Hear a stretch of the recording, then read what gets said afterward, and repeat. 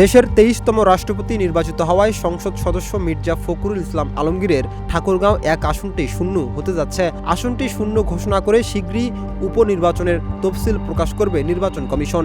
এরপরই শুরু হবে বিএনপির প্রার্থী বাছাইয়ের প্রক্রিয়া। কে হবেন মির্জা ফখরুল ইসলামের উত্তরসূরি তা নিয়েই স্থানীয়দের মাঝে জল্পনা।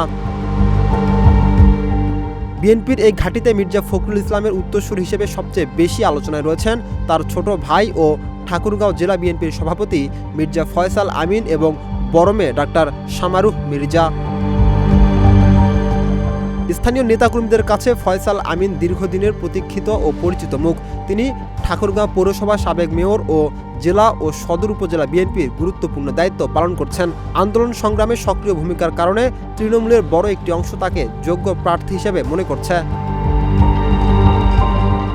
অন্যদিকে সরাসরি রাজনীতিতে সক্রিয় না থাকলেও সামাজিক ও মানবিক কর্মকাণ্ডের মাধ্যমে আলোচনায় এসেছেন ডাক্তার শামারুহ মির্জা। করোনাকালে চিকিৎসা সেবা ও অসচ্ছল মানুষের পাশে দাঁড়ানো সহ নারী ক্ষমতায়ন ও সামাজিক সচেতনতামূলক কার্যক্রমের মাধ্যমে তার ভূমিকা স্থানীয়দের মধ্যে প্রশংসা পেয়েছে। তরুণ ও নারী ভোটারদের কাছে তার আলাদা গ্রহণযোগ্যতা রয়েছে বলে মনে করছেন দলটির একাংশ।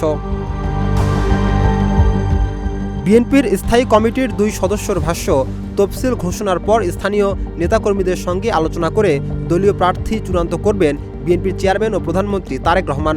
ফলে শেষ পর্যন্ত ফয়সাল আমিন নাকি শামারু কে হচ্ছেন ঠাকুরগাঁও এক আসনের পরবর্তী কাণ্ডারি, সেদিকেই এখন তাকিয়ে স্থানীয় বিএনপি ও ভোটাররা।